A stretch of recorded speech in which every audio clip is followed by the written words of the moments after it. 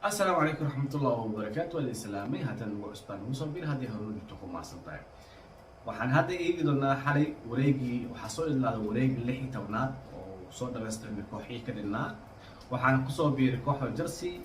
اي سي ميلانو يو توتنهام باريس الجرماني واسي وحي أهاي قوي لنا لكن كل وحلاقي برتو وحي أهايين ناديك باريس الجرماني وحي هاد ناديك تابلك هايستي وجروب كذا لكن نادي بنفيكا أيوة حكوا كانت اللحية إبر وحنا لو بعضين للسمايو سكوات كولا سي قفك كسب حياة وريك كوات لكن وحال إيجي ما دام يسكون دبعاء أيهين يسكون أيهين وحال في أول جول نادي ولا بياخد جول أيوة سود ليه وبناك سود ليه هالك نادي بنفيكا بناك سود للسجال جول هالك باريس جرماني سود للسجال جول تاسنا وحكي كان دبيوفا إنه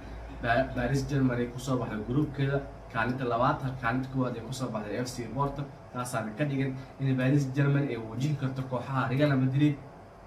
مان سيتي يا بايرن مونيخ كواس وقوه كسب حوريك كواد هي كوخدا جالسين كريبن توتنهام كواس وقوه كسب حوريك كواد جروب كواد نمبر 1 لكن waxa xamaasad u siiyay waxay ahayd awal waxa meesha joogay kooxda Liverpool oo ay ku soo baxday kaalinta labaad halka Napoli kaalinta ku soo baxday laakiin hadda waxay ka dhigan tahay inuu wareegga labaad naftigiisa oo shar yareen oo ku soo biirtay Paris Germany iyo AC Milan iyo Liverpool inay wajihi karaan kooxaha ay ku soo baxay kaalmaha koowaad sida hore ay ku soo sheegay intaas waxay ahaayeen kooxaha cusub goorma la sameeyo doona UEFA Champions League waxaa la sameyn doonaa maalinta Isniinta 7 bishii go'aaminta 6 saac duhurnimo taasna waxaa la go'aamin doonaa koox walba waxay ogaan doontaa kooxda ay ku aadi doonto wareeg 16aad waana maalinta Isniinta oo Ilaahayna gaarsiiyo insha Allah kulankii ugu xiisaha badnaa wuxuu ahaa kulanka AC Milan oo 4 break soo aadatay Salzburg kulankaas ahaa kulanka ugu xiisaha badnaa xal dhacay kulankaas ahaa kulanka xal ugu xiisaha badnaa waxaana lagu go'aaminayay kooxda soo bixi karto AC Milan la go'aysan Milan afar iyo barasi taasna waxay ka dhigaysaa inay soo gudubto wareeg 16aad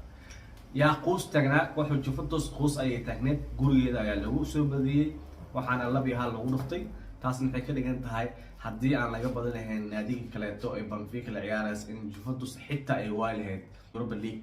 hada laakiin naadiga ka hooseysay ayaa laga badiyay waxaana ay 14 gool ee ka hooseysaa Juventus inkastoo isku dhibcaa yihiin 3 dhibcood wada haystaan Juventusna waxay jaanis u heshay inay ka ciyaarto European League mashar yaro naadiga ugu sareyso Europe League ugu qaadista badan Sevilla naftigeeda dib ay u laabatay waxaana ku weelinayay Juventus hadda Atlanta Madrid gabi ahaan bayda qoys ay ka taagan tahay ciyaaraha dhamaan ciyaarda